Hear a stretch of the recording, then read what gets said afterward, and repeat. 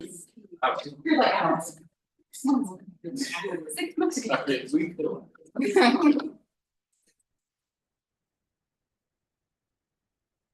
Thank you.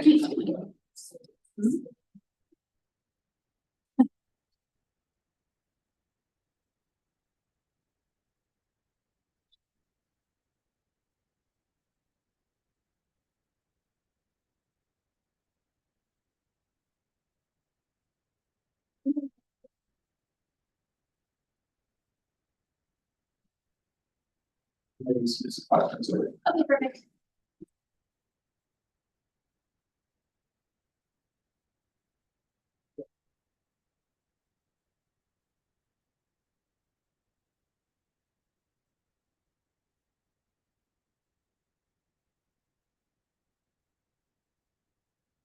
I will now call to order the April 17th, 2025 meeting of the Salem Historic Landmarks Commission.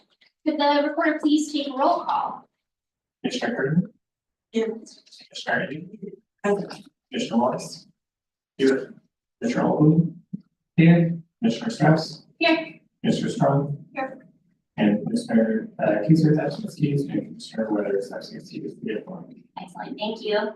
The commission will now hear testimony from the public concerning items on the agenda other than public hearings. Is there anyone wish to speak? Is there anyone who wishes to speak at this time? I don't see anybody. Okay, great. So we can go ahead and move on to the next item on the agenda, which is the consent calendar. May I please have a motion to approve the minutes? I'll move approval of the consent calendar. Do I have a second?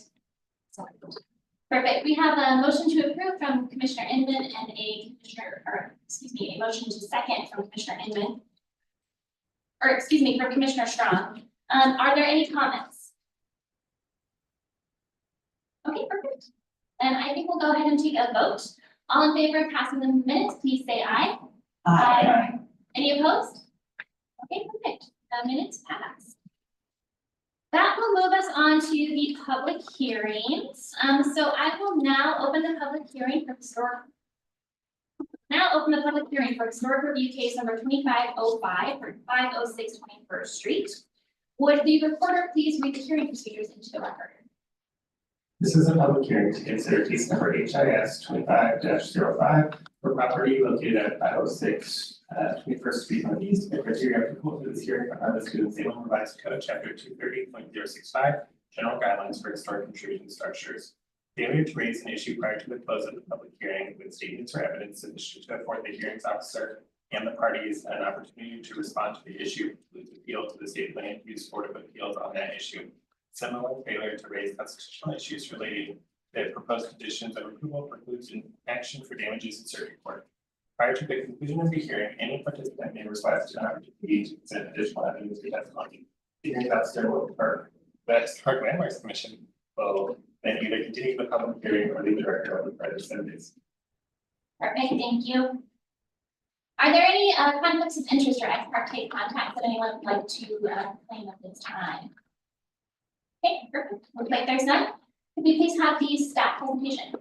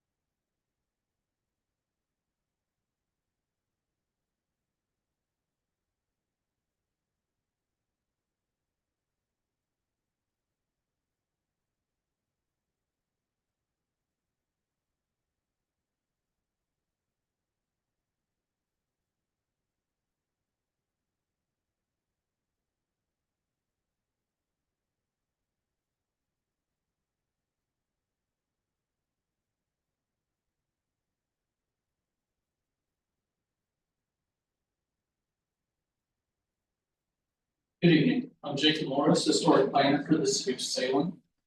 I'd like to enter the staff report, its attachments, and all public testimony into the public record.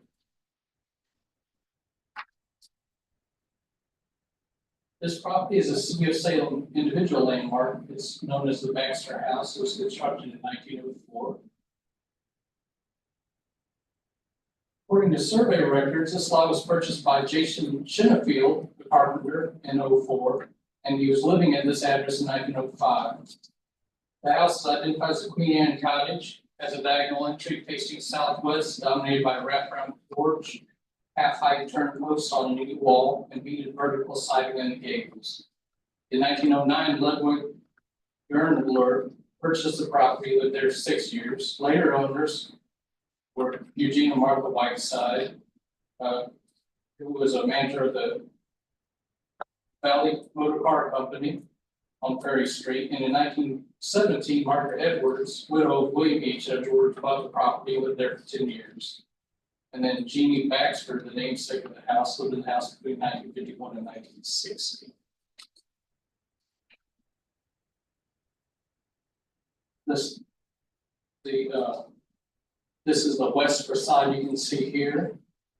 The south facade is considered secondary to the west facade because it's on a smaller street, but it also lacks that added detail you find on the west side, like the detailed gable end with the Queen Anne detailing, and also the windows on the west side have, in the upper parts of the window, have lead glass detail, and that sort of thing isn't found on the south side.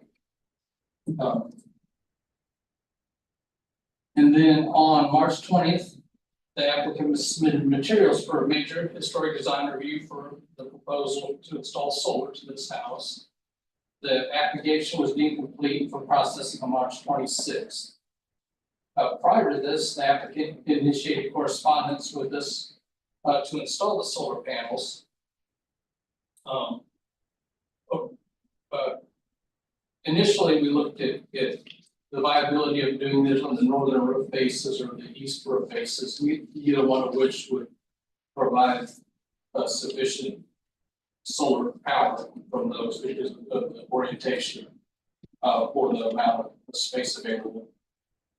An initial proposal, should have it here. Initial proposal was developed including 22 solar modules, 5 subarrays. And you can see the circled area that is what we have on the initial proposal. After discussion and looking at the property, it was determined that would have a lot of visual impact on that west facade. So the applicant changed that proposal and then removed those so that the west facade would have less visual impact from the solar panels. And then the applicant is proposing to install its 18 Rec Alpha brand Pure RX solar modules in 4 subarrays. It's on the southern exposure of the roof.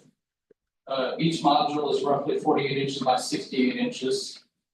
The facing glass is 0.13 inch solar glass. It's got an anti-reflective coating.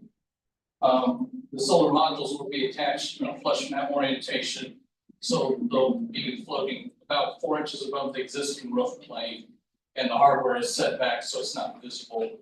So the only visual impact we will have will be the panels themselves. And all the control equipment, like the meter cutoff, the combiner panel, all those are proposed to be located on the north side of the house in an area that's not visible from the right of way. And this is an example of the panels there. You can kind of see in the mounting hardware. And the applicable guidelines for this is SRC 230065, General Guidelines for Historic Contributing Resources. And I'll just quickly summarize each of those criteria. The first is the property should be used for some historic purpose, and in this case, there will be no change, so we're recommending this met. The historic materials, finishes, and features will be preserved and repaired. And in this case, the shape of the roof will not be impacted. The solar arrays are supposed to be flush mounted. And so to the extent they can, there's not much impact on the material itself. the primary consideration of visual impact. And so we find that that's been met. And C, distinctive features and craftsmanship will be treated sensitively. The system is limited to the roof. It doesn't impact any of the millwork, that sort of thing. The roof is a dark color, so it blends up in somewhat. The siding, trim, paint, and the leaded windows and the other character defining features aren't impacted. The visual impact is also mitigated somewhat because of the siding of the house, because it's an elevated house that has about 5 feet moving up. So the angle from the right of way, you have a little bit less visual because it's elevated than would otherwise, which reduces the visual prominence of those. And then also the other aspect that we're done that reflects that is that some of the panels from the original proposal were removed in order to minimize the visual effects.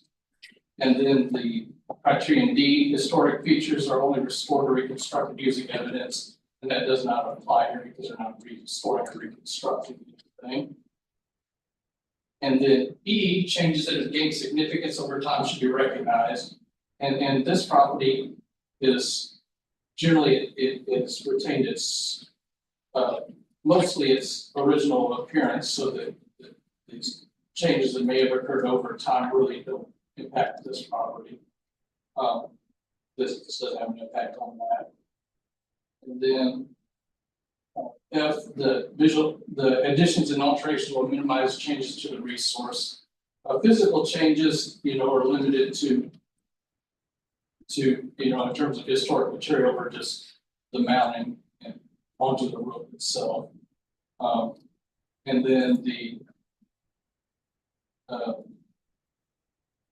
then the most architecturally detailed elevation, it faces west.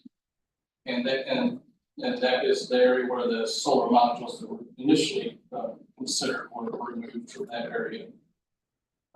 And the proposed design is the least visible arrangement that will qualify for solar incentives for the Energy Trust of Oregon.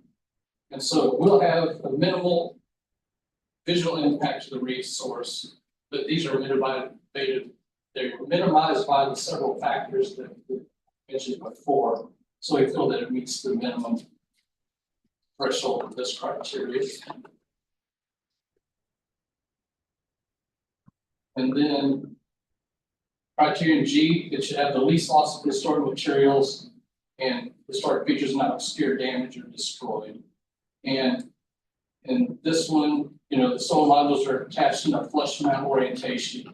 So they essentially ride along the existing roof plane. And that's where the visual impact is limited to. Essentially, anything below that, it doesn't have any visual impact. The attachment hardware is 2 lag bolts, per each area of the unit. And those aren't visible behind the solar panels. None of the features below the roof line will be affected, and all the accessory hardware will be mounted to the north outer view from the right of the way. And then criteria H and I relating to structural deficiencies and excavation, neither of those are happening. So staff. And then in terms of our public comment, we did not receive any comments from the public on this one, and we didn't receive any comments from public agency or city departments. And then staff recommends that the Historic Landmarks Commission approve the proposal. In our assessment, it meets the minimum criteria as described just a little while. And I'm happy to answer any questions you may have. Perfect. Are there questions for staff? Yes. So I'm just noticing on here, the drawings reflect the original design. I see we have a modified design in here, but I don't see language that's conditional to approve the modified design. Is that, I'm assuming if that's the approach is that the modified design is the approved design. Right, the one you'd be approving would be the modified design. But Okay. I wanted to provide the background and context for the process that was gone through. Okay. Are there more questions for staff? I have just a couple of questions.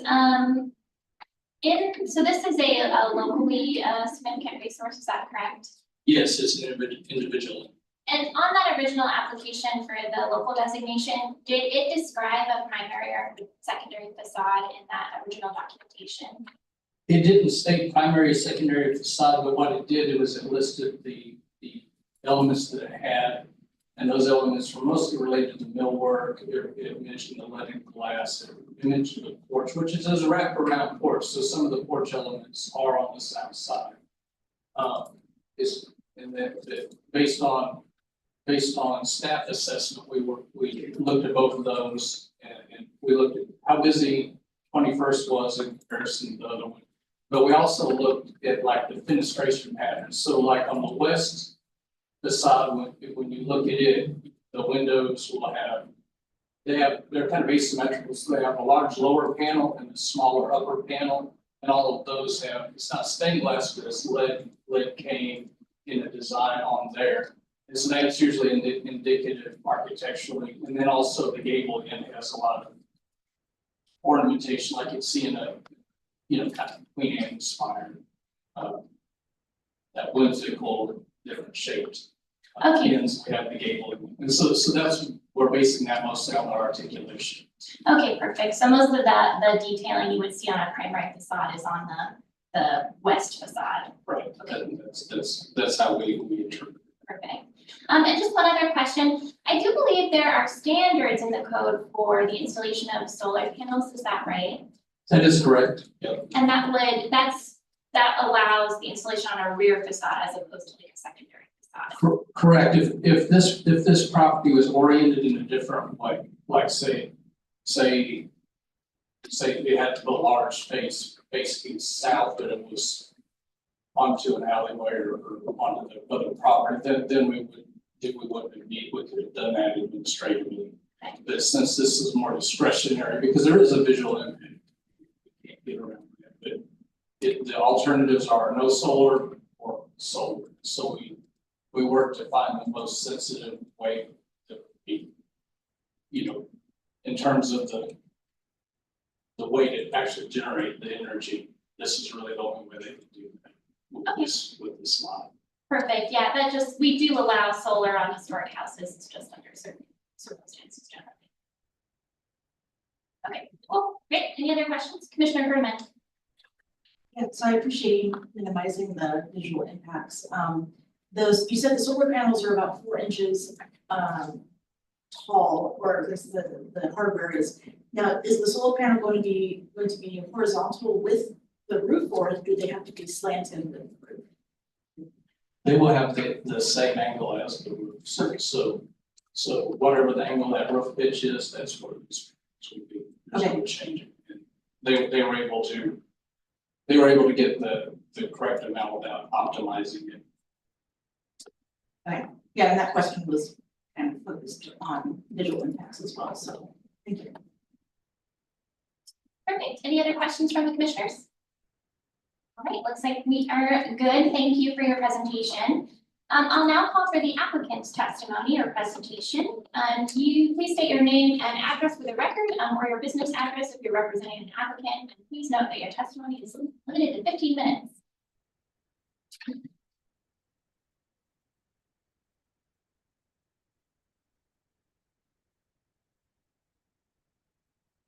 I'm Carmel Bender, and my address is 506 24th Street Northeast, and I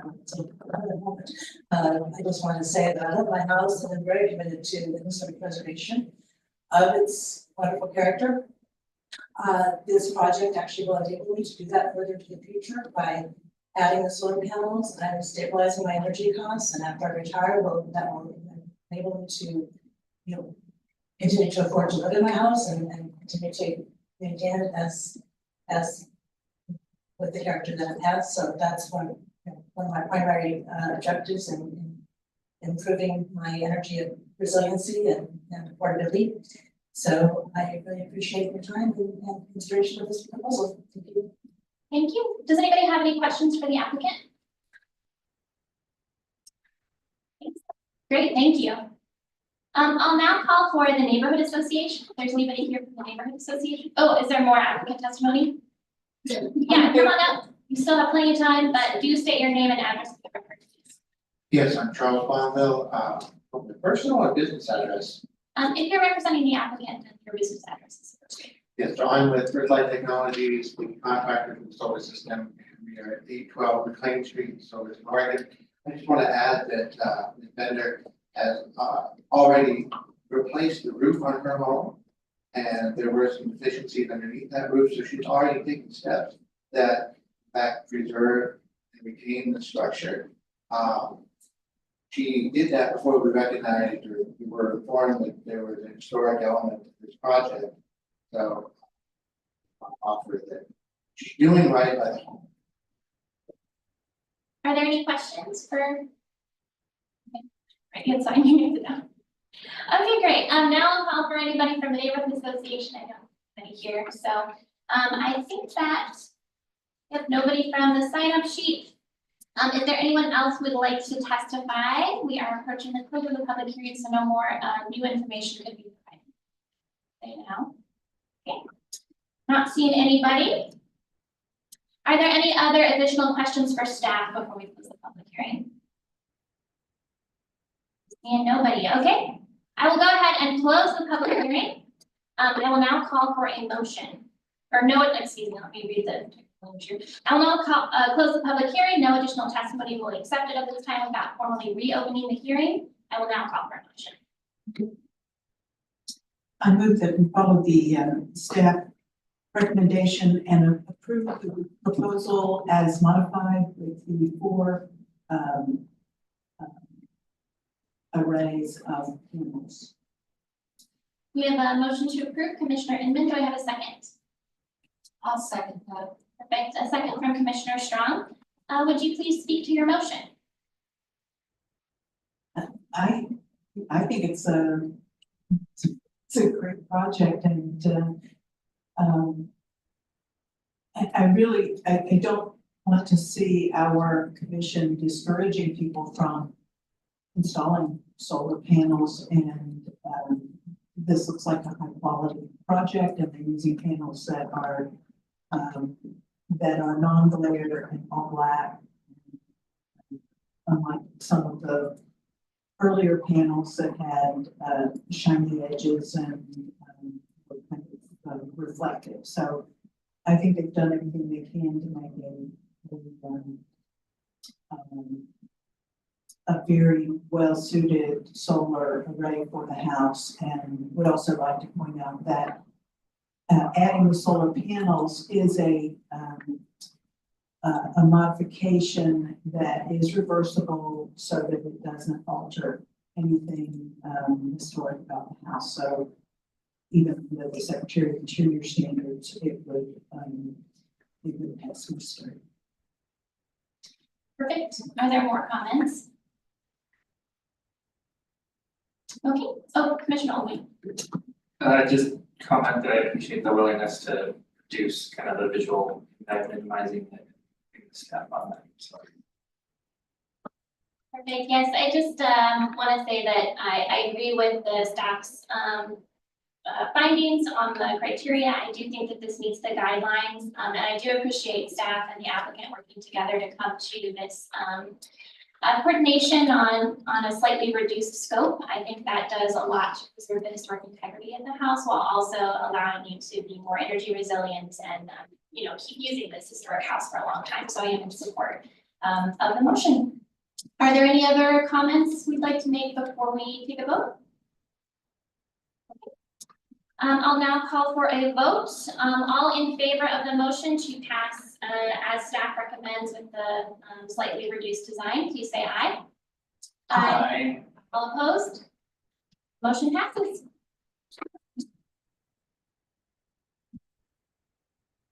Okay, we will now move on to the second public hearing.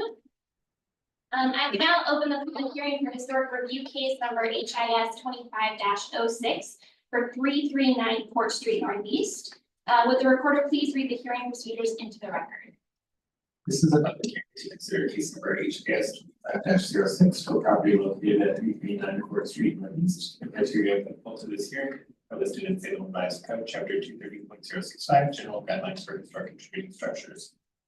Failure to raise an issue prior to the close of the public hearing with statements or evidence sufficient to support the Historic Landmarks Commission and the parties an opportunity to respond to the issue precludes the commission state land use Board of Appeals on that issue. Some or failure to raise constitutional issues relating to proposed conditions of approval or remove an action for damage to the circuit court.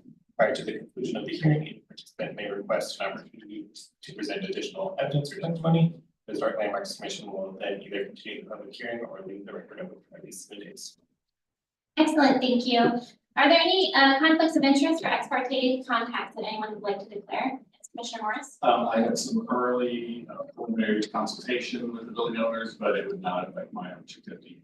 Excellent, thank you. Is there anyone else? All right, I'll now call for the staff presentation. Good evening, I'm Jacob Morris, historic planner for the city of Salem. I'd like to enter the staff report, its attachments, and all public testimony to the public record.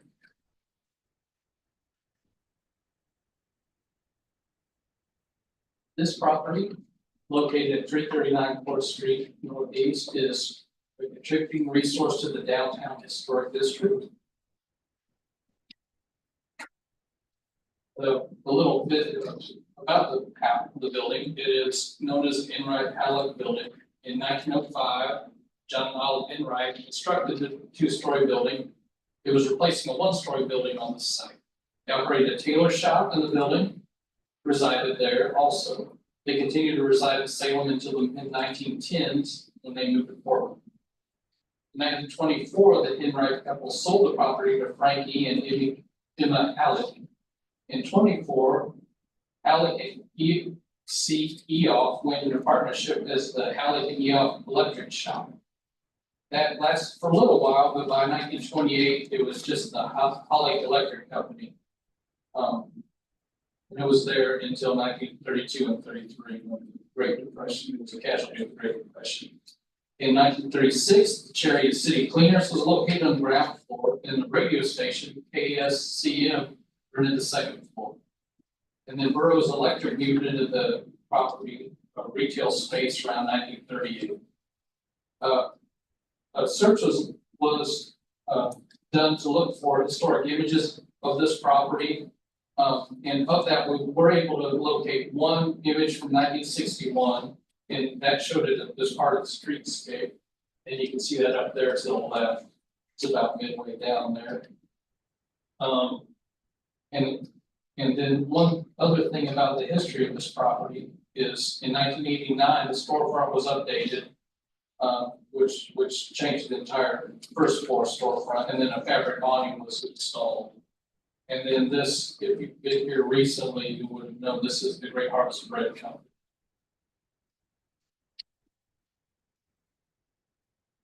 On March 20th, applicants submitted materials for a major historic design review.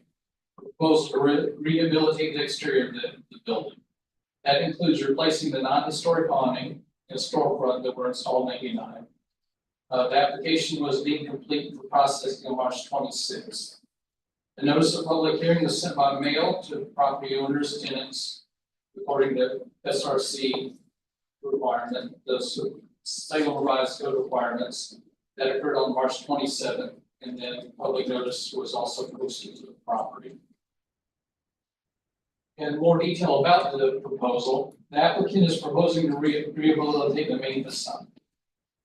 And then on the second floor is where we have remaining historic material that is significant. And for those areas, in-kind repair is proposed for those elements. Most notably, there's a stucco wall finish. There's some brickwork around the center surrounding the windows, and then the historic second floor windows. Those are actually historic wooden windows that were likely in the house for many, many years, the property for many, many years. And then the awning and storefront we were mentioning, those are replacing elements that were put in according to building permits in 1989. And so the proposal for elements that are in kind of repair, that'd be the stucco finish. In this detail, you can kind of see in areas where there, likely some water damage occurred and just settlement over time. There's some crack with the stucco finish. Some looks like it may be the point of delamination. And then the historic windows that are in relatively sound conditions, those are proposed for in-kind repair. And they do want to put interior storm windows in to gain energy efficiency, but that won't be visible from the exterior. And then the other elements are replacing something that was not historic, and so that we have the 1961 image to look at, and so the property owners utilize that. And then they did selective looks into the building itself, kind of peek behind what was there to see. Sometimes you can find clues, you can find, sometimes elements are just covered over. In this case, it didn't appear that there was much already left. And so really they're just basing their design on what they can discern from the images. In the streetscape, one thing to notice is kind of the character of the awnings. You see a lot of the roll-up canvas awnings that were pretty popular at that time. And then you also see flat metal awnings that are supported usually by cables, bars. And then this is as close as we could get to a detailed shot of there. And so we can discern some things. We see the canvas awning there. We can kind of, and also from the other image, you can see confirm the second floor was in fact, historic. You can kind of see that there's a lot of glass in the storefront. If you looked at the 1989, there was, I think it was not, each storefront had like 9 window panes, so it's divided light, that sort of thing, which would reflect this. And then they're designed for the awning.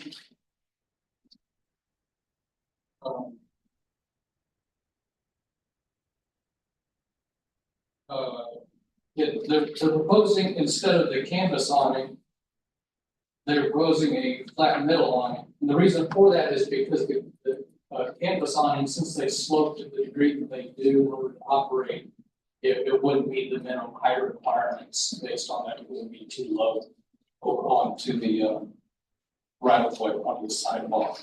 And so they instead propose an alternative based on what you can see from the streetscape. And then if you go today and look to the west, the building that is just west of it, that very long building, they've made that substitution there as well.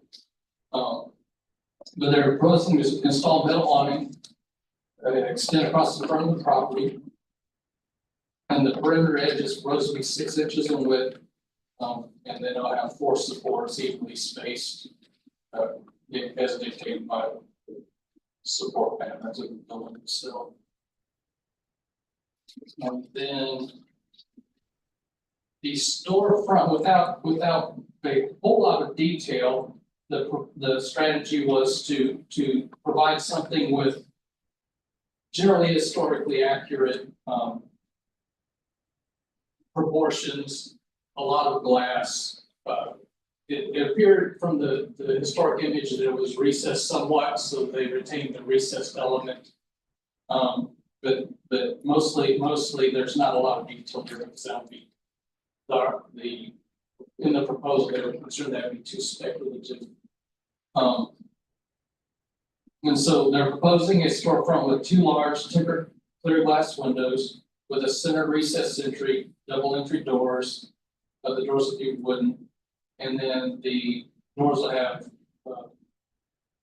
large 3/4 divided lights and generally match the knee wall height of the two storefront windows.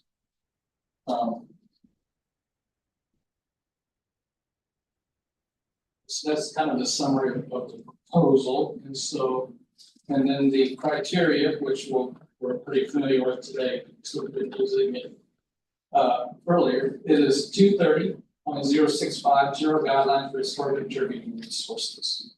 And guideline A is that it will be used for historic purposes, and this property is a commercial property, so it would be so. And then B is historic materials, finishes, and features are preserved or repaired.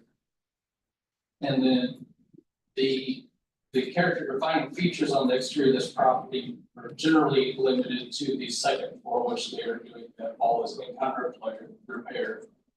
There is evidence of delaminating and cracking in the areas they're repairing, so it does not seem to be premature in our assessment to do work on those.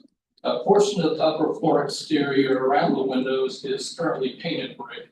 That's pre-existing condition. Generally, we discourage painting unpainted brick, because that brick is already painted, so removing that paint would increase the likelihood of damage. So the proposal is to just repaint the whole, all the painted elements once they're repaired.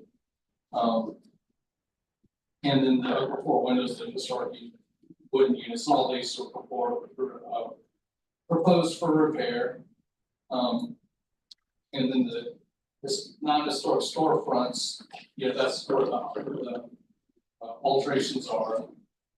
And they're limited only to those areas that don't retain historic character defining features.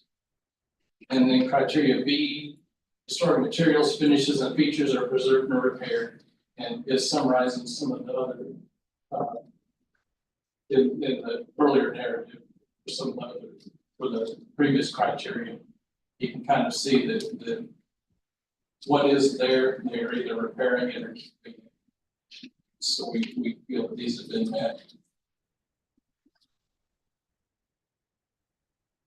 And then criteria C, distinctive features and craftsmanship would be treated sensitively, and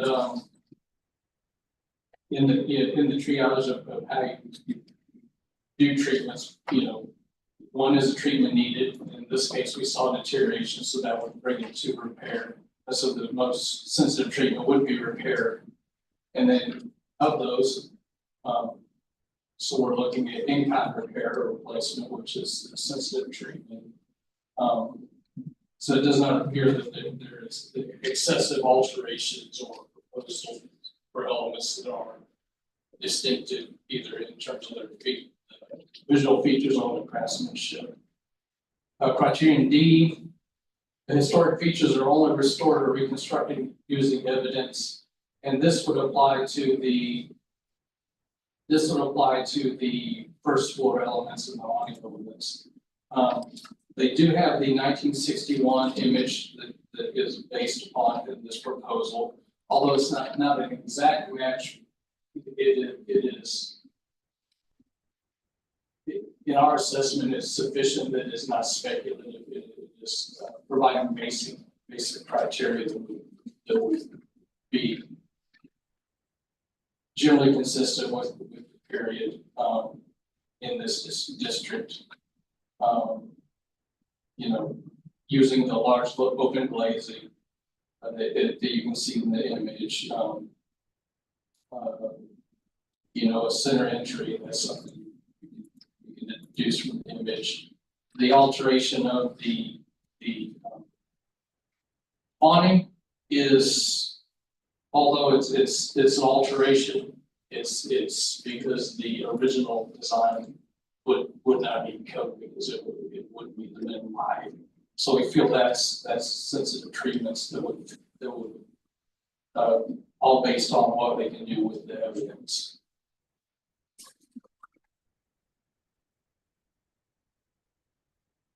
Criterion E, changes that gain significance over time should be recognized. In this property, what we have the most evidence for in terms of the building itself, and then also, our visual evidence is all to the 1961 period, which is well after the property was constructed, it is within the historic period of the property. And it is the only period that we have a chance of designing to, because that's all that they have evidence for. And then if additions and alterations will minimize changes of the resource, and as described above, most of the alterations are limited to those areas. And it appears an effort has been made in the proposal to minimize changes. Anything that is a change is based on a criteria needed to make it meet code budgeting standards. And then criterion G, done with the least loss of historic materials and historic features not obscured, damaged, or destroyed. Most of the historic integrity in terms of visual characteristics and also material characteristics is pretty much limited to the second floor. And those are going to be destroyed to, restored to good condition and appear as they did during the historic period. And then the alterations won't obscure those elements. So we feel that G is recommended, G has been met as well. And then H relates to structural deficiencies, and I is active excavation, and we don't see either one of those as applies in this case. Then public testimony. We did receive testimony from the planning division, and they cautioned that the awning must meet height and projection requirements under SRC 524.010 F6A for weather protection, and no other comments were received. And then based upon the applicant's submittal and findings presented, the staff recommends the agency approve the proposal. And I'm happy to answer any questions. Perfect, thank you. Commissioner Inman. Yes. Is there, any evidence of whether there's brick underneath the stucco? From, I'm not exactly sure on the second floor. I don't know if I think they did a little bit of research into looking at the storefront, but I don't know that they wanted to get into the second. It could be arched over. Yeah, that's what I was, just because the stucco finish is flush with the brick edge around the windows, you know, maybe that was a detail around the windows and then there could be brick underneath there, which just caused me my second question, which is there a plan to brace the parapet if there is masonry under there, so that it doesn't fail in an earthquake? I don't know the seismic retrocession. I haven't seen that in the scope. So I don't know that. I know that if it had a visual impact, it should see. Well, I would assume bracing from the backside to the roof beyond would be a standard measure. But if that's a 2 or 3 foot high brick parapet, it does pose a hazard to the public. So I just wondered if that was a consideration. So those are my questions. Commissioner Cartman. Can you remind me what the time period of significance is for the downtown district? I don't know that offhand. I know it's a pretty long one, but I don't know. That's in 1950. Oh, okay. So this is just right outside of the period of significance? Okay. That was just more of a curiosity question. And then also, this is another just curiosity question.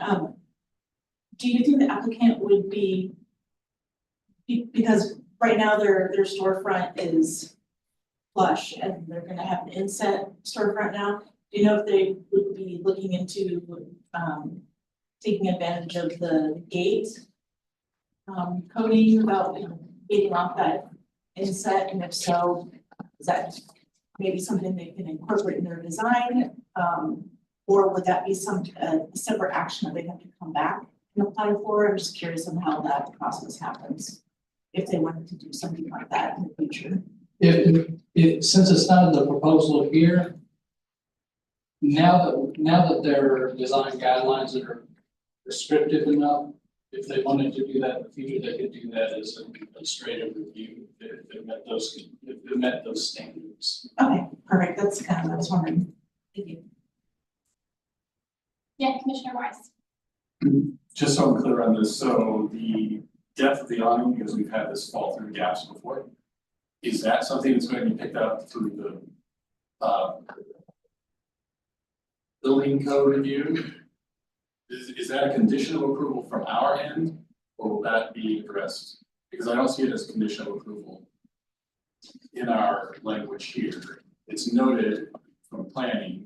Who's going to make sure that that happens because it'll pass the test?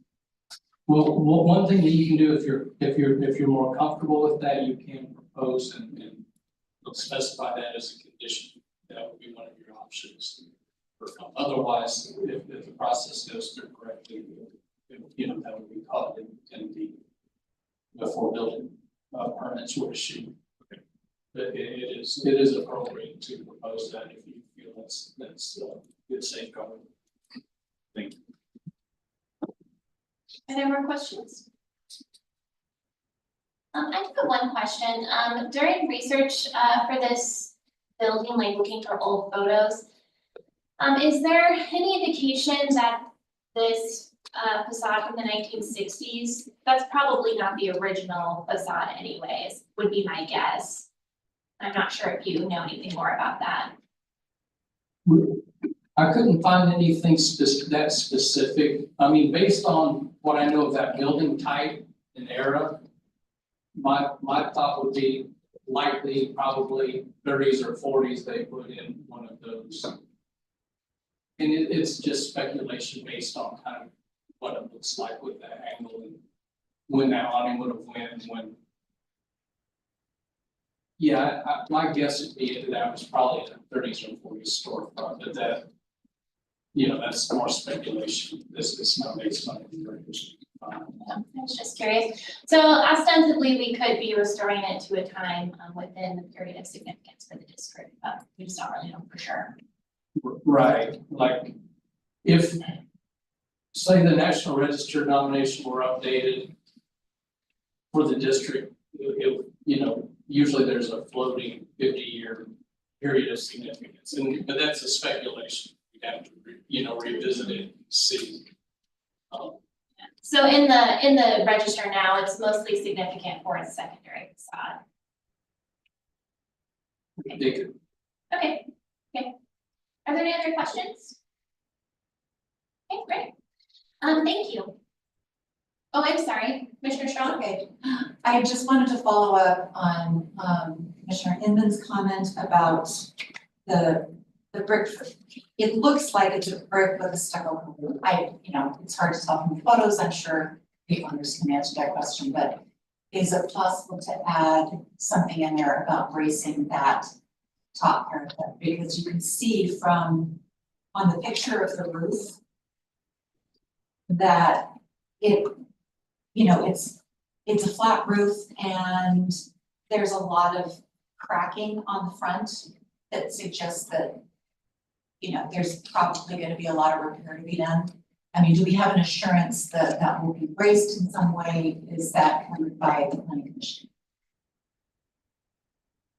Generally, my understanding is that we would be more concerned with visual character. Just the visual, and it's pretty nondescript at this point anyway, so there's not a whole lot to say about that. And from the image, like in terms of the finish, the stucco coating, from the image, it kind of looks a little smooth, so I think it had the stucco coating, that kind of partial stucco coating at that point. It would be speculative just to know if that was put on as part of an update or not. Yeah, and I don't really have any comments either way. I mean, I'm thrilled somebody's fixing up the building. That's fantastic. I just wanna make sure that, you know, we're not overlooking something that's gonna fall on people's heads. I don't know if we know that, I know the answer to this question, but is there any sort of building code standards that would look at that? Yeah, that will be looked at during the, okay, it's not our responsibility. Okay, but it's, I mean, it's. Okay, perfect. Are there more questions? Okay, great. All right, then we'll go ahead and move on. Thank you for your presentation. I appreciate it. We will go ahead and call for the applicant's testimony now. Is there an applicant? I don't see an applicant here. Okay, no applicant testimony. Is there anybody here from the neighborhood association? Is there anybody here from the sign-up sheet? Nope. Is there anybody else here who would like to testify? Okay, great. It is, I don't know if the applicant is watching, but I do appreciate it when you can come, because we always have questions for you, so I'm worried that you're not here. Okay, we will go ahead and move on to any additional questions for staff before we close the public hearing. Remember that no more new information can be introduced after we close it, so it's your last chance for big questions. Okay. With that, then I think I will go ahead and now close the public hearing. No additional testimony will be accepted at this time without formally reopening the hearing. I will now call for a motion. To approve. I'll move to approve the proposal to replace the non-historic awning in the storefront installed 1989 at the entrance of the Enright building located at 331 Woodward Street Northeast. Anything? Do I have a second?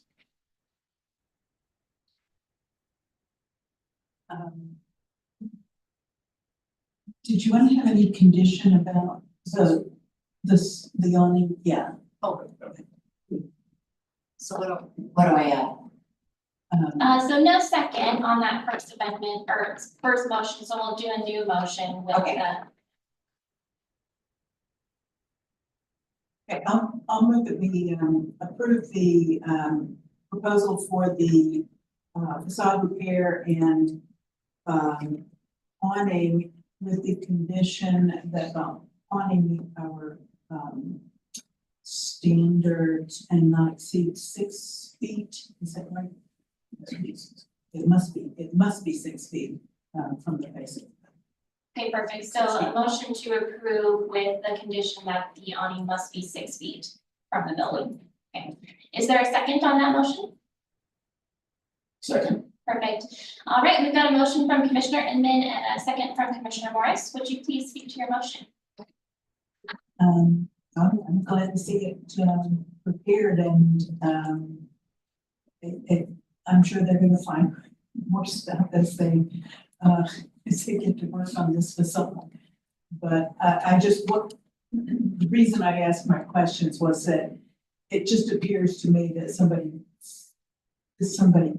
covered an old, the old facade with stucco, so there may well be brick under there. And I would probably be just as happy to see the brick restored, so, it's kind of up to them. Anyway, that was why I asked those questions. Are there more comments? Commissioner Herman?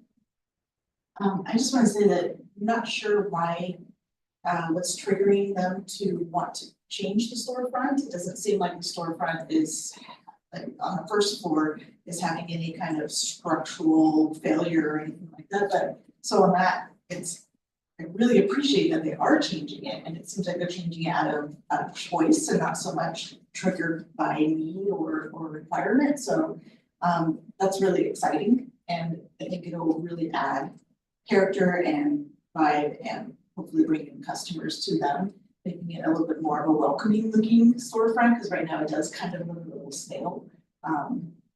No pun intended, being a bread company, but and so I really appreciate that. And then I am also in favor of the condition, because if we're getting a comment from, is it planning that made the comments about, I think it'd be good to kind of back that up as well as for security sake. So I'm in support of that. Commissioner Olney? It's sort of hard to believe there's not a photo, that he's got a photo, I think great, but I'm sure you've looked, I totally believe you've looked, it's just. I mean, even just before '89. But I think I'm super supportive of the work that's happening, and it's great to see that get some attention. My only comment would be, I feel like looking at that one photo that we found, felt like there's a little more display glass that you can see the photos. I don't think it's an issue with what they're putting, but I would recommend that they at least maybe put a more defined bulkhead below to think about more of the historic piece, and you could put some tile on it or something, but just to give a little more definition to that being a storefront, that would be my whole suggestion. Is that something that you think the commission should condition as a approval? I'd be open to opinion. But I think that would tie it a little more together, especially if it could be a 30 source. It's kind of fitting the historic. Are there comments on whether we should condition something about more tile on the bulkhead? So is that a More to have a defined bulkhead, A more I defined have, looking at bulkhead. the drawings, it's just sort of. It sort of blends in all together and kind of giving it some, I'm not saying it needs to have tile or anything, but just Okay. something More that just separates the two. Color could do the same thing. okay? Is it something that we're supportive of doing a condition on? Is that something that folks would want to do, or maybe just a comment to the applicant that if we could do it, you know, if we could have some sort of design feature that would more define the bulkhead more, than that's something we'd be supportive of. Maybe more in support of just a comment. It's, you know, it seems like the applicant is trying to go for improving its historic view, and so I think a comment like that or a suggestion, I feel like the applicant would actually take that and consider it. I don't think it needs to be a condition. More opinions on that? Another reason why it's always nice for the applicant to be here. I think it's nice to be reassured that, you know, this commission is supportive of adding some charm. Okay, so I'm kind of hearing that we don't want to do a commission, or we don't want to do another condition, but we would be supportive of providing a comment to the applicant that we'd like to see more definition of the bulkhead. Okay, great, I see you nodding. Are there more comments that folks would like to make? I just feel like we're kind of wrapping up a little. Okay, great. I'll just add that I am supportive of the motion, with the condition. I do think that this, application meets, the guidelines, which, now I feel like it's kind of an interesting change to see at this building downtown. They're restoring and repairing the parts of the building that we know are probably original and basing the rest of their changes on historic photo, which is always really nice to see, especially when, you know, the primary facade isn't necessarily a historic one. So I am in support of the motion. If there are no other comments, then I think we can go ahead and move to vote. All right, great. All in favor of the motion to approve with the condition that the awning be at least 6 feet from the building, please say aye. Aye. Any opposed? All right, perfect. The motion passes. All right, that is it for our public hearings. So we'll move on to the next item on the agenda, which is special orders of business, but I don't see anything there. Then we can move on to informational reports, which is our first discussion item, about a report about the Center Street Bridge project. Just to note that I am sort of intimately involved in this project. I do know about Section 106 applications, Section 4 applications, so if there are questions, I could answer these. My coworker, Andrew Walker, is here to give the presentations. We really appreciate giving them. And then I do want to have Kimberly make a note about that as well. Yeah, thank you. So this project is one, and why it appears on the information portion of the agenda is that, similar to some of the projects you've, heard from before, section 106 or, I don't know, sometimes nominations that are being forwarded to, the SHPO office. You don't have regulatory authority as a commission, but you do have the ability to provide comments if you're interested in doing that. So, I just wanted to point that out. And then again, it is Andrew Walker, he's the project manager from ODOT. Appreciate I think do you have to say your name and address? Oh, and just to be clear, Jessica, you have something to say. Oh, sorry. Yeah, I just wanted to add, same person, I'm a RDOT employee and I am very knowledgeable in this project and I've done reviews through archaeology on this project. So I can answer some questions, but I am here to listen to Andrew's presentation. Thank you. Excellent. Thank you, Andrew.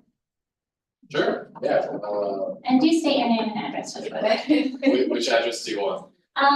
Your business address. Okay, yeah, Andrew Walker, it's the Woodot headquarters building. In Salem, Oregon. And as far as the comments go, the comment period is still open if anyone does want to submit a written comment. I've seen some comments, I think, from the group already. But yeah, but please feel free, based on this presentation or anything else, comment. My information will be at the end of the presentation. If you guys have any questions or thoughts, comments, concerns afterwards, please feel free to reach out to me or anyone watching online. This is my first time in front of the commission, so I really appreciate the opportunity. This is kind of fun to see the process. Maybe someday I'll be here when my house is old enough to be on the register. Who knows? But I am the project manager for the Center Street Bridge seismic retrofit project. On the agenda today to discuss, I'll give a quick project overview, just kind of a 40,000 foot view of the project. I'll talk about the schedule of the project, design, construction, what you can expect, some of the anticipated impacts from the project, mostly around the construction impacts for the project, what that construction schedule will be, what we likely think will come from that, and then some time at the end for questions. So here's a 40,000 foot view of the project. Just orient you to the map that you look at there on screen. That's Center Street Bridge over the Willamette, downtown Salem. Going into West Salem there on the west side. North is up on the screen. The project's being phased into two different phases. This is a seismic retrofit to improve the seismic resiliency of this bridge in the case of Cascadia subduction zone event, earthquake. Phase one includes the east side of the bridge, so a couple of ramps on the east side, as well as the river span. Phase two includes the ramps on the west side. Phase one also includes the water line on the bridge. So right now, the city of Salem has 3 different water lines that serve West Salem, none of which are seismically resilient. So this project is kind of used to improve that resiliency for West Salem and sort of a synergistic effect. Since we're already going to be out there, we're already working on the structure. We're going to have all the temporary structures built for this. The city decided to leverage that opportunity and work with us to improve that as well. If you're keen in looking, there's 2 phases, and so when phase one is done, the bridge will not be completely seismically retrofitted. So in response to that, if an earthquake were to happen between the phase one and phase two, when we are able to do the rest of that retrofit, we're developing an emergency response plan to quickly restore service to the bridge and to West Salem in the event that that earthquake happens between phase one and phase two. Phase one also includes a study on phase two. So one of the reasons we split this project was because as we developed the design of the project, we realized phase two, or the sections on the west side, really weren't appropriate for a seismic retrofit. They really needed a full replacement. And part of the reason for that is the liquefaction on the west side. So liquefaction is a condition of soil during an earthquake where the liquid becomes, or the soil becomes liquid. And the substructure or the foundations for the bridge that's there right now, they're not easily retrofitted to deal with that condition. And so given the age of the structures on those sides, given the existing traffic conditions on that side, some of the intersections that are there, and given the cost and other things associated with that, it seemed more appropriate to replace those. Once we decided that replacement was the proper approach for retrofitting those different structures, We didn't want to hang up the rest of the project on developing that. It's a little more complicated design, and so we ended up phasing it so that we can keep phase one going forward while we take it. So, quick project overview on what the retrofit's gonna look like. On the west side, so kind of the first foundation you see on the west side, we're actually gonna replace that one. And one of the reasons is that liquefaction on that side, that one requires a more extensive seismic retrofit, so full replacement of that foundation or bent on that side, which right now it's a single bent with a single column, and what you'll see is two new drilled shafts with a cross beam across. And then we'll remove the existing foundation below ground. If anybody's familiar with some of the work going on out in Portland, the Abernathy Bridge is doing something similar. They're doing those super vents or two new drilled shafts on either side as well. And actually, that project is a pretty useful analog for this project. They have a lot of similar scope for what you might see on this project. So the different vents in the water will also look similar to Abernathy in the sense that you'll have cofferdams around them. And I'll talk a little bit more about that in the next slide. But we're going to be strengthening those foundations. We won't be putting new foundations in the ground, but we'll be enlarging the existing ones, putting new steel piles in the ground to improve the stability of the foundation during an earthquake. None of that work will be seen when we're done. It'll all be underground, underwater. So it won't be anything that would affect the aesthetics of the bridge, and that was actually one of the benefits of this particular option going forward, so we can maintain that aesthetic of this bridge. On the east side, there will be essentially strengthening of all the foundations. The superstructure is actually pretty decent on this bridge. Most of the work we need to do is below ground, so we'll be doing a number of different strengthening options, adding anchors, additional steel piles, enlarging footings, that sort of thing on the side. And then, again, like I mentioned earlier, we'll be working on the water line for the bridge. So we'll be relocating, we'll be retrofitting, and we'll actually be upsizing. So we'll be improving the capacity of water that can go through there. Right now it's a 24-inch pipe, and we'll be upgrading it to a 36-inch. So West Salem will have more water for all that's coming. So here's our schedule as of now.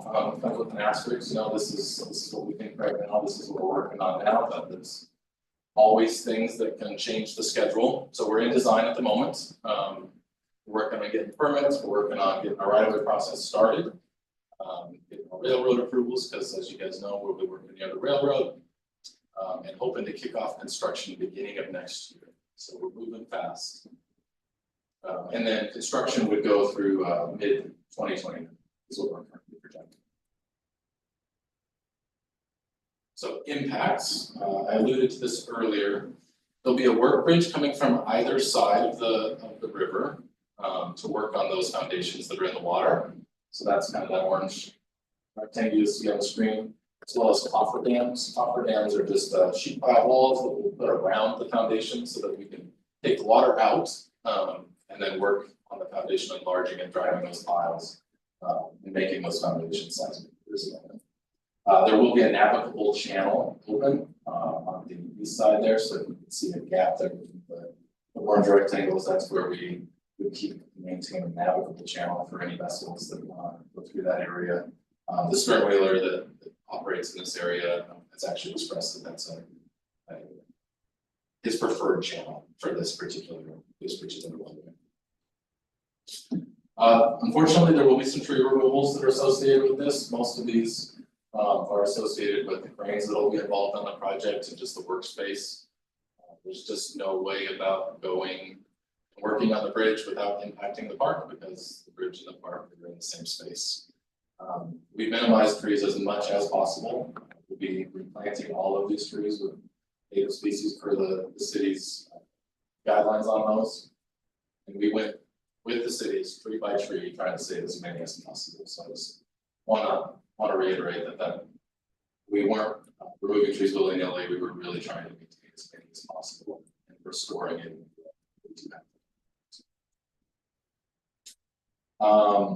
This is one that we have received quite a few comments on. This is probably where we get the majority of the comments from the public, is just the traffic impacts. And again, it's unfortunate, but there's really no way to work on the bridge. Some of the work is on the top of the deck, but there's no way to not impact traffic while we do that. Some of it will be off the side. There'll be a few nighttime full closures. Those are mostly associated with the joint work we'll be doing. Some will be on the ramps as well.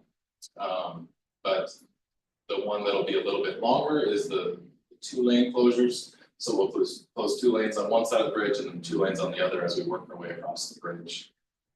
We did look at single lane closures. It's not really feasible because then you end up working in the middle of traffic as you work across the bridge. It's not efficient. And just for perspective, this is a 3 to 4 year project and we're looking at, 4 months of lane closures. So we really minimized it as much as possible. Really trying to avoid those impacts. And like I mentioned earlier, there'll be some ramp closures while we do that.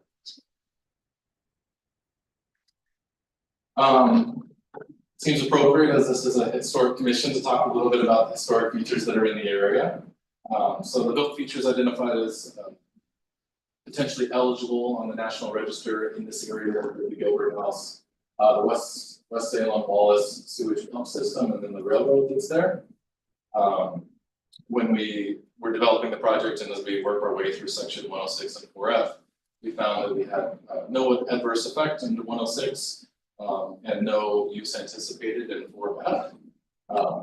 But even as such, we decided, as a demonstration of good faith and to demonstrate that the state really does care about our historic resources.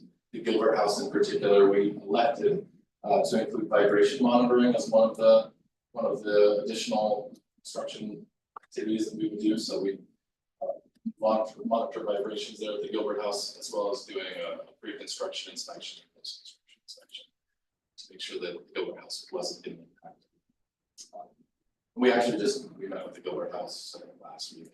Christian can remind me if that was the right time. I think it's this week to talk about some of those things and even how we can work with the Gilbert House to support the business during construction. You mentioned, we're developing a coffee shop and a lot of construction workers enjoy coffee, so I think there's some synergistic effects on that we can maybe leverage, as well as giving them updates as we go through construction. They actually have a really great view of the construction site. I don't know about everybody else's kids, but my kids really love construction, and so maybe developing some sort of display with them where they can talk about the different things we're doing and what these look like.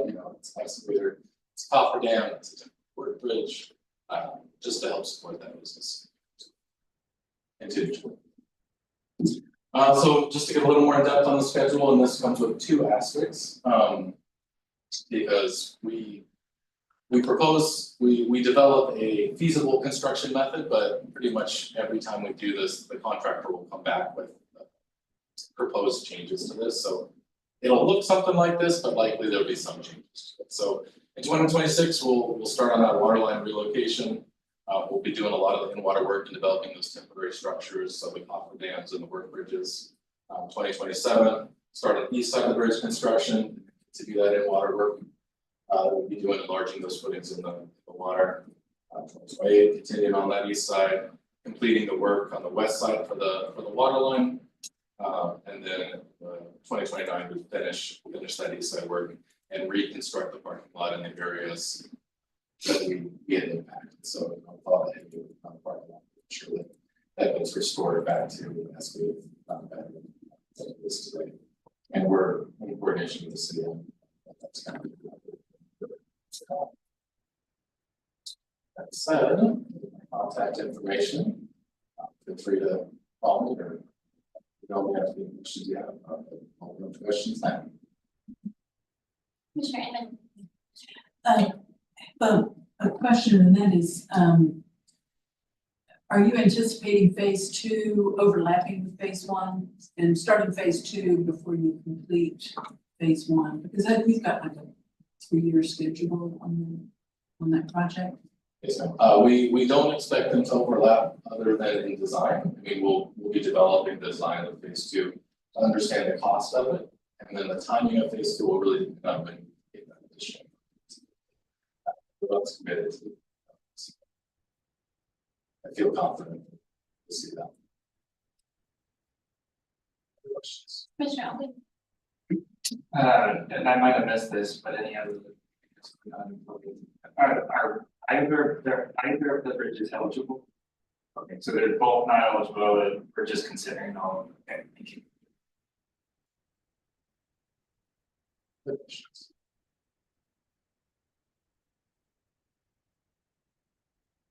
Any more questions? Okay. I think that's great. Thank you very much. Really appreciate you. Yeah, absolutely, appreciate it, friendly crowd. Yeah. Yeah. Okay, thank you. All right, great. Are there any other, questions that the commissioners would like to make about the ODOT project? Discussion you'd like to have? I'm also happy to step aside if someone else would like to lead the discussion about the project, so. But if there's no discussion to be had, then, okay, great, perfect. All right, then we'll move ahead to the, next, discussion item, which is gonna be work minutes. I'm sorry, could we see the last slide? Oh, this one. Yeah, I was just trying to get the contact. Thank you.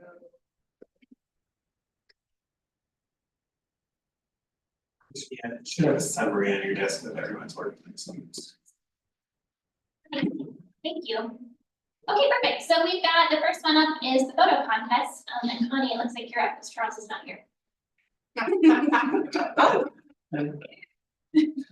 Well, I would defer to Zach, who actually launched it, because we didn't have a whole lot of responsibility in providing a, a set of suggestions, which we did, and Yeah, so we met and talked about some small changes. So we did remove the selfie and or animal photography with historic site feature category. We are keeping both youth and a adult category, or I guess categories, but and then we are working to provide prizes, and we changed some of the language in our online news articles. The city has a news feature on our website, and it's on there to specify wanting to learn more about things that we don't normally get. So we listed some of the places that we do normally get. We linked to maps of the historic districts in Salem and things. So hopefully that'll bring us some more variety in the civics. I have not looked to see if we've gotten any submissions so far, but that is open until May 5th, I believe. And if anyone wants to help promote that, I would encourage you to do so. Is there any social media stuff that we could share? I'm not sure yet. I think that the city is posting it somewhere, but I will ask our social media person.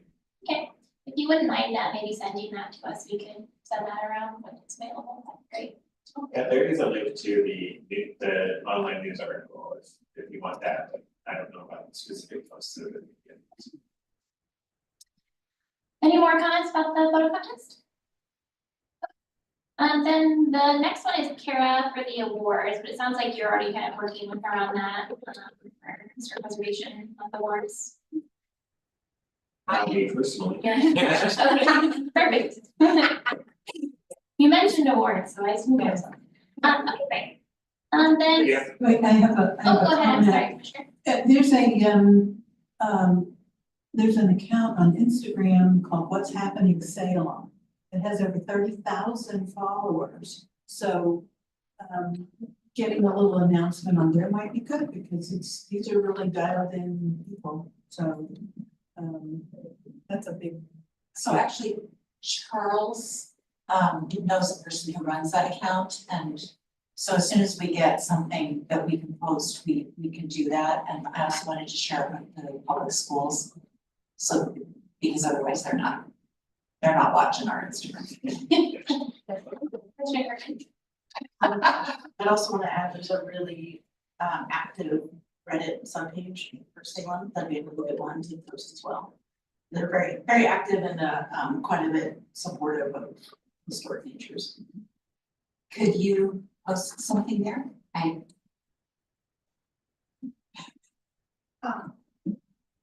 Yeah, we'll talk about that. Okay, whose account that's gonna be attached. Okay, perfect, great.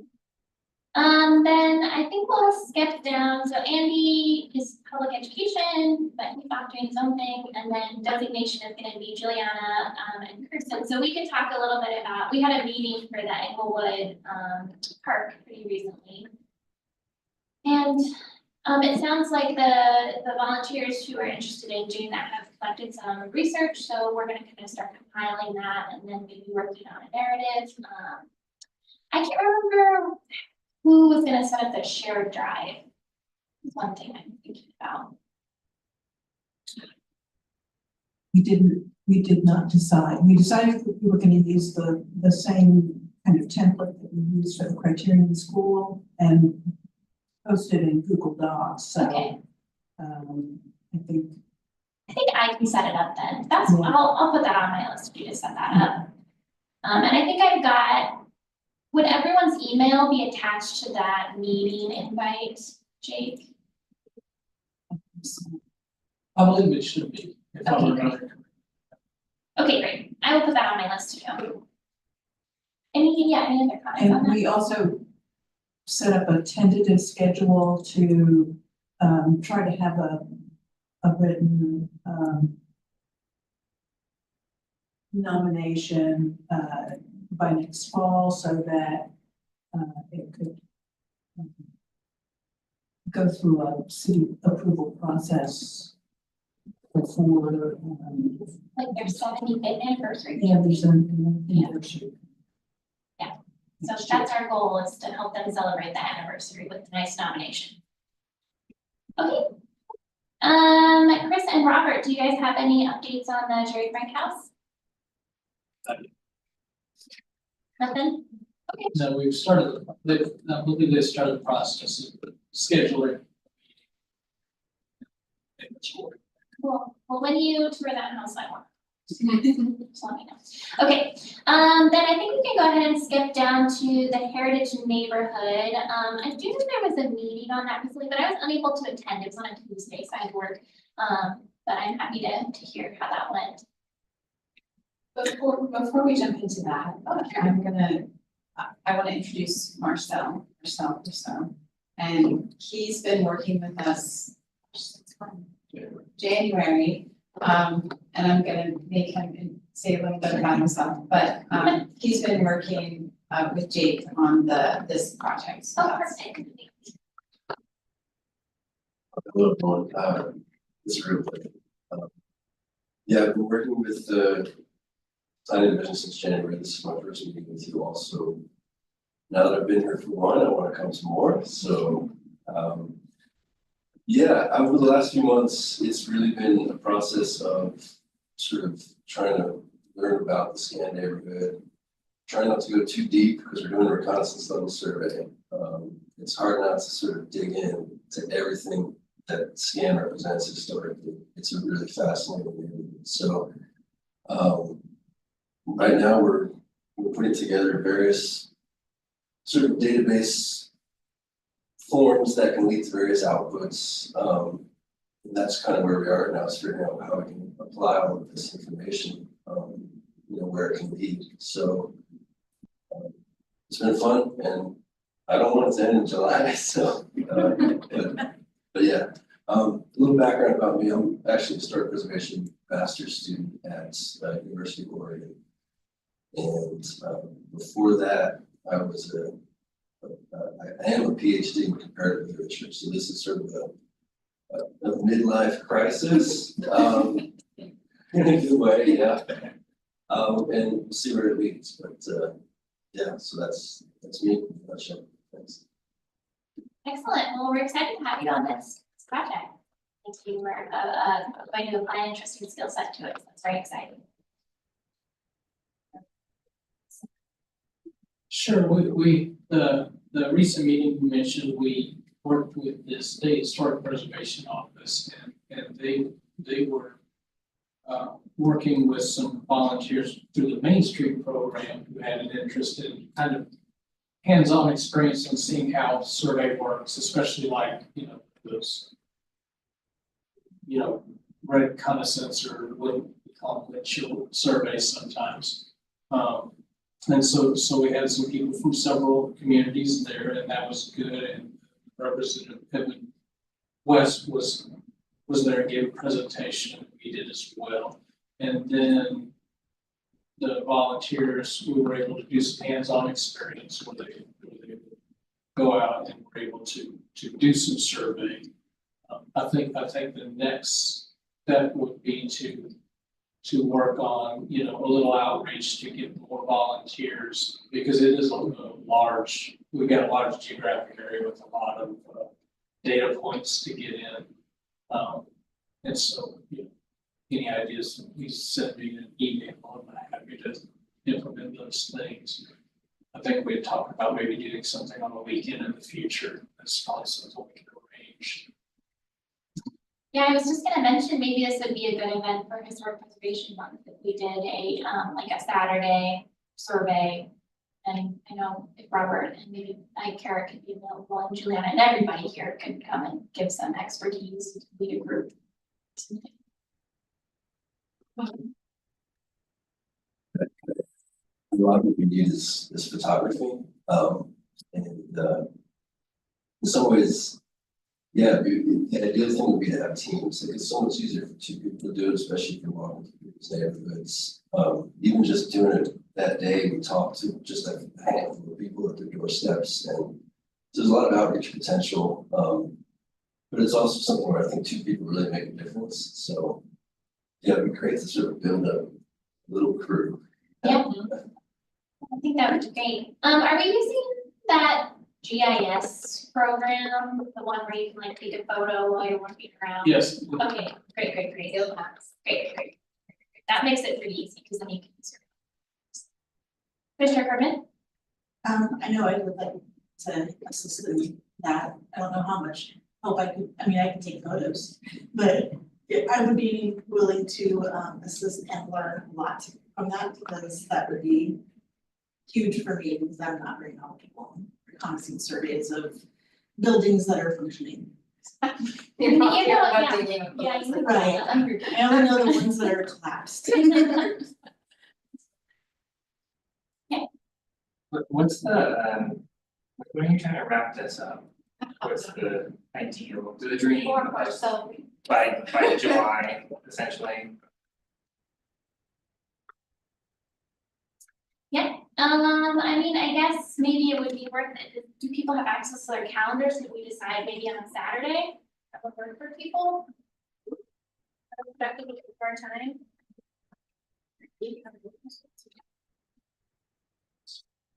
Nope, yeah, this weekend. 2 days. So not Mother's Day weekend. What was that? Mother's Day is the 11th of, which is a Sunday. What about like, is May 31st too late in the month?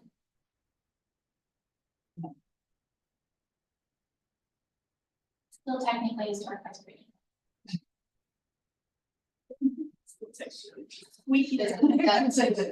Suggest the 10th or the 17th or the 24th. I could do the 10th. I mean, not everybody has to be there, but if we could. Well, it's like your, Say that again? it's your neighbor. Yeah. I don't know, how do we feel about the 10th maybe? I'm definitely busy the 17th and 24th, I can't make either of those weekends. I can do the 10th? 10th is good. Okay, The 10th will work for me as well. 10th, okay, great. This should give us time. Robert, do you want to read it? Fine. I have a question, that is Scan gonna be the name of the neighborhood, or does it have a more historical name? That's the, it's been that way since. Well, that's the neighborhood association, but the heritage neighborhood, and that's, I mean, it's part of what the work they're doing, after the reconnaissance level survey is, depending on what they want to focus on, I don't know if you've thought about this yet. But if they are interested in, what's the right word, rebranding? I mean, it's not an us decision, we can share about the history.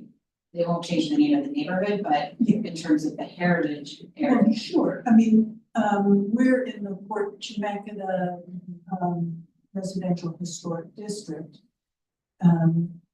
But we're a part of NIA, Right, so. and they already have the Gady Hill Bushes Pasture Park Right, Historic District, but they, I mean, part of the work you're doing is identifying, there's a lot more than just that. And what do they want? It's really, you guys will present the information and then hopefully a historic context, you don't have very much. And then they can pull from that. Maybe the data will show us some good concentrations, if we can find a name based on those concentrations. I mean, the Fairmont district is, or like the Hill, Fairmont Hill is kind of already a one that maybe something we can talk about. okay, well, anyway, I just wondered if there was a name yet, or a. Not yet. I mean, I've grown really attached to scale, so I like this weird acronym.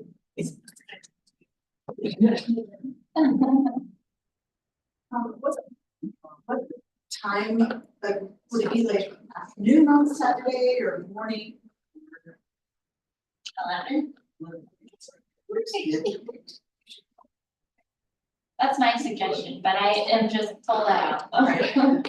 That sounds not too early, but also it's like over 70 degrees. and I'll have my high. coffee. I think that the trouble there is lunch though, so Yeah. balancing, Okay. like, Maybe after. just, either before or after. 10 so to you- 1.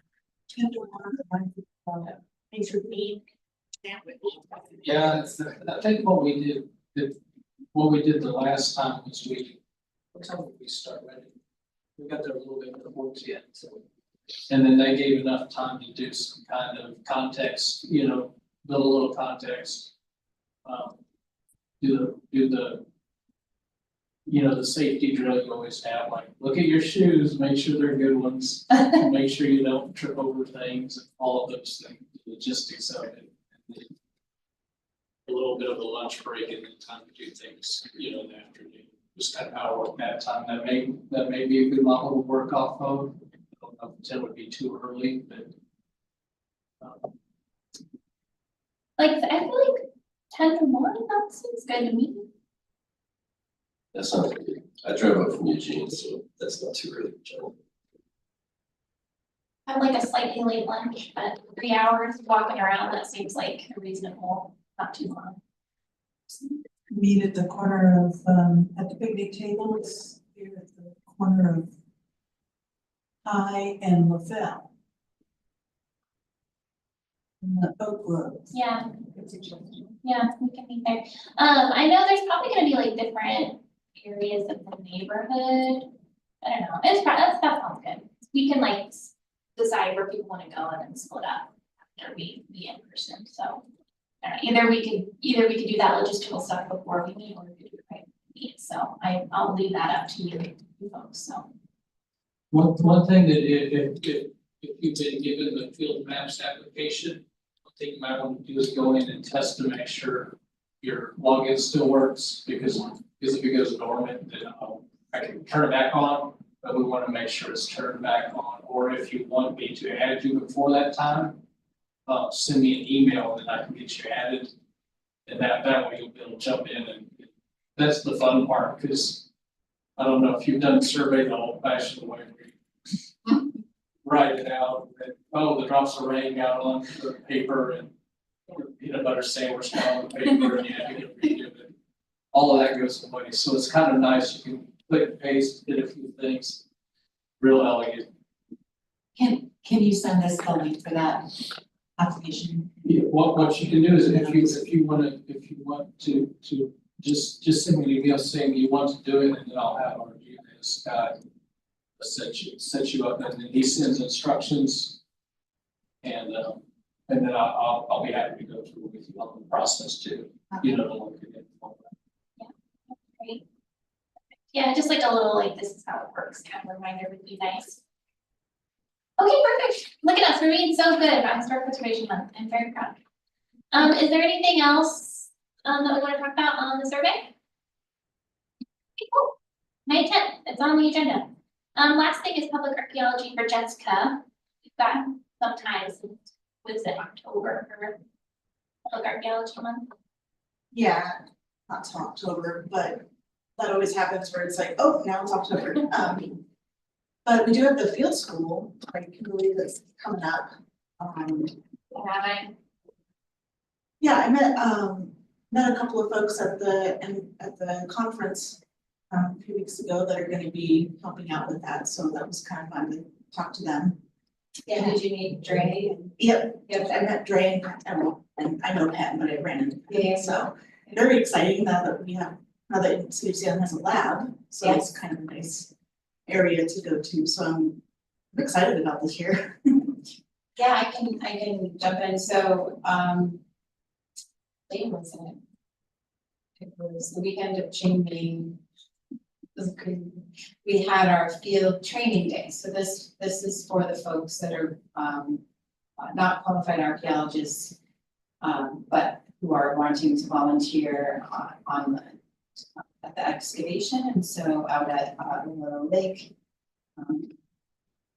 Wastewater treatment center, where I do also have a smaller lab space, that's where we had the field day, so, you know, teaching about basic excavation and screening and paperwork. And this year, our archaeological excavation is going to be on Willamette University's campus, so it's going to be excavating the location of the Indian Manual Labor Training School, which was constructed in 1841. And I'm not sure if I've shared with you, and I probably should at some point, right? The Methodist Mission NPD, the National Register nomination, which maybe I updated you guys on it. We went to We had a the. discussion. We talked about it? Okay, I didn't completely leave you out. I'm sorry. Yeah. So this will be the third site in Salem relating to that missionary period that we're going to be excavating. And there's a couple of cool things. We are also going to try, so just like Jake was talking about and Kirsten using field maps, we got a CLG grant, Certified Local Government grant, to help purchase some iPads, and currently working with Alan Kessler, our IT guy, and to develop field maps and Survey 123 to use the iPads to collect archaeological data at the excavation. So similar to, we don't get peanut butter on, well, sometimes we do, mostly it's mud and water on our forms. So excited to try that out, and also collaborating with the Grand Ronde because Michael and Dustin have developed already some of the Survey 123 forms and want to try them out. So we're going to try that this go around. And the other exciting thing is that Willamette University's leadership has reached out to the tribes and invited them to come to a listening session, especially members who have attended Willamette University, who are tribal members, to start discussions about how to do reparations for the difficult history there associated with that school. I just got word that they've already had 37 tribal members sign up to, which is very exciting. And that'll be during we have a public archaeology kind of open house, but this will be part of that, and that'll be in June. And then building also on that, last year, OPB began filming a Oregon Experience episode about Indigenous boarding schools in Oregon, and they did a little bit of filming when we were over at the parsonage, so they're going to come back and do some additional filming this year, and that documentary should come out in the fall, so a lot of exciting things. And if you're interested in volunteering, let me know. I'll definitely be out there volunteering and whoever else I can drag along. And then also there's, this isn't Salem, but there's the, Archaeology Roadshow that's gonna be happening all around the state. There's one in Portland. 31st. Yeah, it's 31st. I should probably know that because I think I'm gonna be a newsletter, but. Yeah.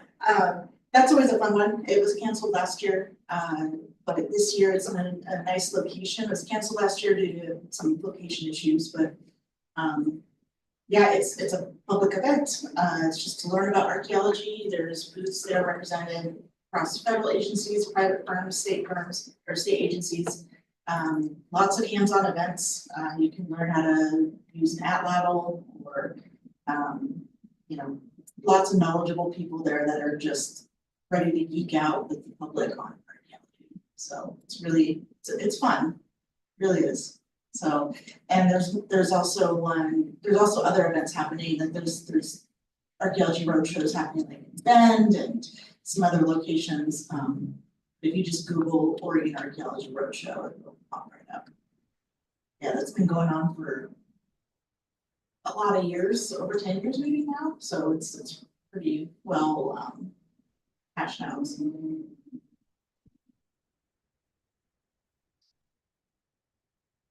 Amazing, thank you. Anything else on work plan assignments that folks would like to talk about? Okay, cool. We'll move to the newsletter. And I do want to just maybe talk one more item after the newsletter about historic preservation month, just so we know we're ready for next month, if everybody's okay with that. We don't have a theme for our summer issue yet, so if anyone has thought of a theme they'd like.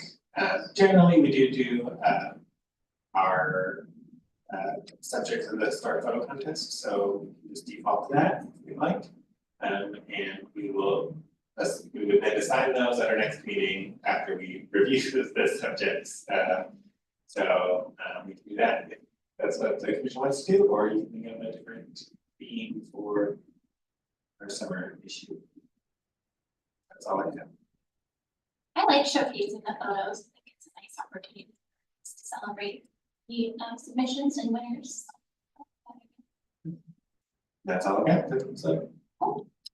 Then, if everybody's okay with it, I'd like to just add a quick conversation on historic preservation month.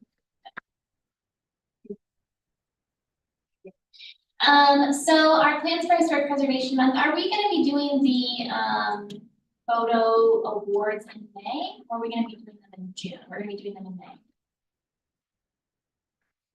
We'll be voting on them in May. Voting on them in May. And so either we can invite people to come to a future meeting, or we can, we've met photo contest winners in the field before where they took their photos, so we have options. Cool. Well, I'll leave it to the photo contest folks to decide those details, but I just wanted to make sure I understood the timing. So now we have our scan survey for Historic Preservation Month, and then we're gonna maybe do a downtown tour for Historic Preservation Month, which I'm still happy to do, but I probably would like some help with like the coordination and getting the word out, if that's something we wanna do. And I don't know if we copied you on any of those emails, but Kara's doing a talk. Yes, and Kara's doing a talk, so we're doing a lot of stuff for Historic Preservation. Great.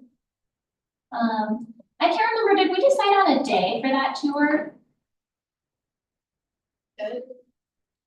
Actually, I wanna say it was the 17th. I don't know, Kara was working on that.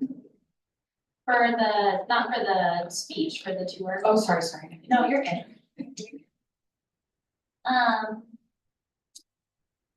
Guess I'm just we are anticipating.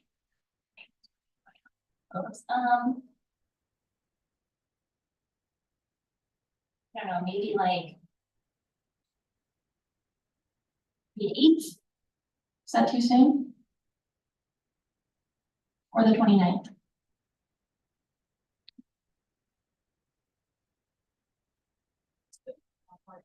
The only thing I would say is that the 29th gives more time to get the word out. Okay, let's plan on the 29th, and we could do like 6 o'clock till 7. Okay, great. Yeah, and then if you want to start and or end at a certain place, like a business or something, that gives plenty of time to figure out if there's a business that can post capacity or something, give them heads up. Oh, yeah, that's a good idea, actually, yeah, great. So do 6 to 7, okay, great. And I'll connect with, if you guys about whatever else I might need to do that. Is there anything else that we want to do for Historic Preservation Month? Anything that is on anybody else's radar? Like we're doing the last time. Okay, then we'll go ahead and move on to public comments for items not on the agenda. I don't see anybody else here. No one is appearing, so we'll move on to the Historic Preservation Officer report. Okay, so I just wanted to share that we had our 7th annual Chinging Festival on April 5th, and I also helped with the City of Kaiser's Chinging Festival, which was the day before that. So all of them were very successful, very meaningful. We had excellent weather for both of the Chinging festivals and terrible weather the other day, which I guess that's fine, you know. And Mayor Julie Hoy actually attended on Saturday and read the proclamation. And I think the coolest part this year was we had 4 students from Willamette University from their Chinese program. And one of the students had made their own musical instrument. And they composed, well, they played a traditional Chinese song, which had been traditionally played during Qingming festivals. And then they also read in Cantonese, which is which is the language that historically the people that came from China, that's what they spoke instead of Mandarin. And they shared this poetry. So it was really meaningful, and they're planning on coming back next year. And then Russ Lowe, he had come last year. Do you remember when you first connected with him? So he's written a book, which actually I think came out last year, or I can't remember. So his ancestor, I think it was his grandfather, or great grandfather, I can't remember, was Hop Lee, and Hop Lee had a store in our Chinatown for a time until 1925, and and then his wife was actually born in San Francisco, and so she was able to buy a property, and so they bought property in what is now Kaiser. And what Russ shared, which is it was a really powerful story, and it's an excerpt in his book, and it's tied to some work that Kirsten did a while back regarding the mill race. Is it the North Mill Race? The one? So it's the mill race. I don't know if you want to share about what you learned. Oh, yeah, there's a section of the river up here that was diverted off for powering the mills that were along the north bank of the river downtown, and they were uncovered. So it was very dangerous. There's a lot of newspaper articles about like kids getting stuck in them, horses drowning in this like open waterway, and there was a really big controversy about who was going to pay to cover it. Was it the city's responsibility to pay for it as like this kind of public area, or was it the mill's responsibility to cover it because it was, you know, specifically for their power? So it's kind of interesting. It had a connection to Breatholt's family. Yeah, and so Hop Lee's son, Arthur, he was only 4 years old when he fell in and drowned. And he's buried in Pioneer Cemetery. And so it's very meaningful for Russ to be there as part of Qingming, which is, it's like our Memorial Day. It's a way to honor your ancestors. And the other really cool thing is we have a grant to buy a new table, a Qingming table, which it worked really well. So if you get a chance to go out to the cemetery, and I know Chris, you have helped with designing. So it's not concrete. It's made of, you would know what it is. It's like, it looks like concrete, but it's lighter and more weatherproof. And it's moved, yes, that's what it is, GFRC and what? Glass fiber reinforced Yes, concrete. that's what it is, thank you. Thank you, yeah, because you saw it, you're like, what is that? Yeah, yeah, so, you know, it could be, it's moved, right? So that it's like a short link. Yeah. Yeah, anyway. So, and we put it in the same location, I'm looking at Chris, because his firm designed a whole like beautiful vision, which is very tough. And we're working on, you know, raising money. But they were very everyone was very happy to be able to use that this year and they put food on there. And then so both were used, if you've not been out there, so there's the actual original funerary table, which is at grade, so on the surface. So for some folks, especially the older folks, it's harder to kneel down and it was challenging to kind of do everything, the food and everything down there along the joysticks and anyway, it worked really well. So really happy with how that went. And yeah. So and then I think I shared already about the CLG grant and what we're doing in May. The only other thing I wanted to share is that Charles isn't here this evening because his wife is pregnant and she's in the hospital due to complications with the baby. And in the past, like with Andrew, if you remember, we did raise a little bit of money and get a gift card. And I think what I'm gonna ask staff to do is help us, if you guys are interested in contributing, it would be nice to do something for Charles. And just think nice thoughts. Yeah, support him with that for sure. Please let me know. I'd like to be involved. Well, yeah, exactly. You can just send me an email. We'll get something to Charles. That's all I have. Well, thank you for that. I think then it's just commissioner comments for the good of the order. Is anything you would like to add to the end of this meeting? Okay, cool. Okay, great. Then I will go ahead and adjourn the April, the 17th